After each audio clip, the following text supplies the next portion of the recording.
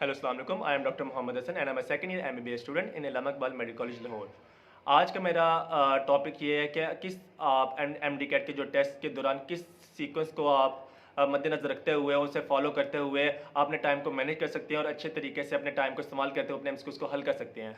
तो सबसे पहले तो मैं आपको बताऊंगा जो आपका एनएमडी कैट का जो सिलेबस है 2023 का वो आपका अनाउंस हो चुका है। उसके मुताबिक आपके 200 एमसीक्यूज है जिनमें आपके 68 एमसीक्यू जो है वो बायो के हैं, 54 आपके केमिस्ट्री के हैं, 54 फिजिक्स के हैं, 18 एमसीक्यूज आपके इंग्लिश के हैं और 6 एमसीक्यूज जो है वो आपके लॉजिकल रीजनिंग के हैं।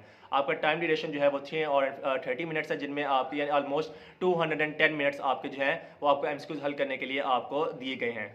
उनमें से अब इसका मतलब ये है कि आपको हर एमसीक्यूज के लिए आपको सिर्फ 1 मिनट आपको ज़्यादा से ज़्यादा देना होगा, इससे ज़्यादा आप अपना टाइम नहीं दे सकते। अब सीक्वेंस की बात कर लेते हैं, सीक्वेंस अब किस तरीके से आप अपना रखें। तो मैं अगर आपको अपना बताऊं तो हमने जब हम अपना सीक्वेंस फॉलो करते थे तो ये था कि हम पहले फिजिक्स को मद्देनजर रखते थे जब हम स्टार्ट में हमने तैयारी शुरू की थी। लेकिन वो सबसे बड़ी हमारी गलती थी। फिजिक्स में ज़्यादातर सॉल्विंग एमसीक्यूज होती हैं और वो आपको बहुत ज़्यादा टाइम कंज्यूमिंग होता है। आपको 1 मिनट से ज़्यादा बल्कि कभी कभी 1.5-2 मिनट भी आपको लग जाते हैं किसी एमसीक्यूज को सॉल्व करने में अगर आप अटक जाएँ।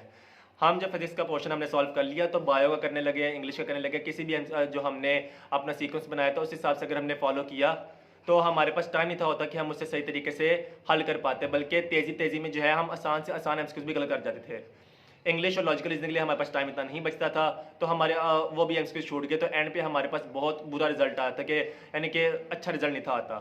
तो उससे फिर हमने सोचा कि हम सीक्वेंस को अपना चेंज करते हैं, किस तरीके से हम अपना सीक्वेंस रखें कि हमारे ज़्यादा से ज़्यादा एमसीक्यूज बिल्कुल ठीक हो और हमारे पास टाइम भी हमारे पास बच जाए।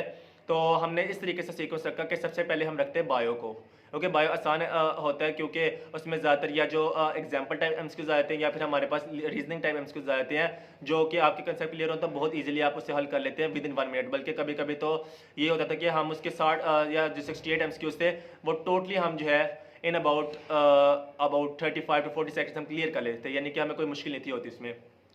तो ये हमारा होता था। पहले हमने जो है बायो स्टार्ट कर ली, उसके बाद हमने केमिस्ट्री के एमसीक्यू सॉल्व करने हैं, उसके बाद इंग्लिश के, उसके बाद लॉजिकल रीजनिंग और एंड पे हम फिजिक्स के एमसीक्यूज हल करते थे। लेकिन लाजमी बात है इंग्लिश में भी कुछ एमसीक्यूज होते हैं जिनमें लंबी लंबी स्टेटमेंट्स होती हैं और उसमें काफ़ी टाइम लगता है, तो आप उसे छोड़कर आप पहले फिजिक्स के एमसीक्यूज हल करना शुरू कर सकते हैं। उसके बाद जो है एंड पे आप ऐसे स्टेटमेंट वाले एमसीक्यूज हल कर सकते हैं। अब मैं आपको बात बताऊँगा जो है बबल शीट की। बबल शीट इस साल भी हमारा जो है जो पिछले साल जो एनएमडी कैट हुआ था उनमें बच्चों ने क्या किया था, बबल शीट यानी कि अपने सारे एम्स को सॉल्व कर लिए हैं। उसके बाद जब फिल करने की बारी आई उनके पास टाइम इतना नहीं था कि वो अपने एम्स को सही तरीके से फिल कर पाते। और तेज़ी तेज़ी में कुछ बच्चों ने तो ऐसा किया था कि यानी कि अगर शुरू में जैसे अगर कोई फिल करते वक्त कोई गलती से छूट गया या कुछ हो गया तो सारे नीचे एम्स उसके बेचारे के गलत हो जाते। और या फिर उसने कोई पोर्शन मिस कर दिया या फिर कुछ ऐसा मसला कोई ना कोई खड़ा हो जाता जब हम सारे एमसीक्यूज हल करने के एंड पे हम जो है बबल शीट अपनी फिल करते हैं। तो मैं तो आपको यही कहूँगा कि जब आपने पूरा पोर्शन जो है जैसे कि आपने फिजिक्स का या बायो का पोर्शन आपने पूरा सॉल्व कर लिया है तो उसके एमसीक्यूज के साथ ही आप जो है अपनी बबल शीट फिल कर लें, ये आपके लिए बहुत ज़्यादा फ़ायदेमंद होगा।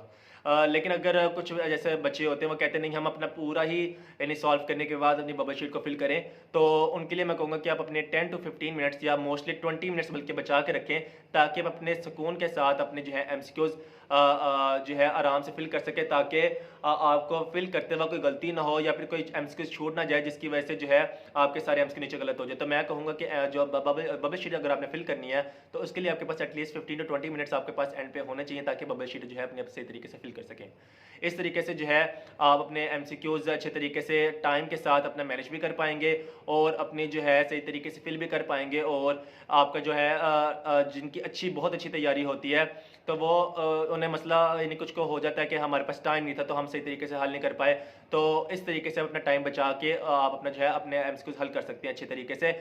और एक पॉइंट मिस कर गया कि आप कोशिश करें कि बायो, इंग्लिश या लॉजिकल रीजनिंग के एमसीक्यूज में अपना टाइम बचाएं ताकि आप फिजिक्स के जो एमसीक्यूज हैं उनमें आप उस पर टाइम वो लगा सकें, क्योंकि फिजिक्स के लाजमी बात है कुछ एमसीक्यूज ऐसे होते हैं जिस पे आप 1 मिनट में से हल नहीं कर सकते, आपको ज़्यादा टाइम रिक्वायर होता है। तो आप कोशिश करें कि आप अपना उनमें टाइम बचा के अपने फिजिक्स के एमसीक्यूज में वो टाइम लगा लें ताकि आपके फिजिक्स के भी एमसीक्यूज ज़्यादा से ज़्यादा हल हो सकें और आपके जो है ज़्यादा से ज़्यादा अच्छे नंबर आ सकें।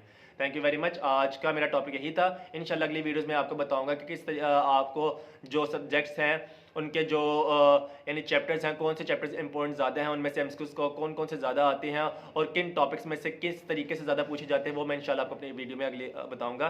Thank you very much. Allah हाफिज़।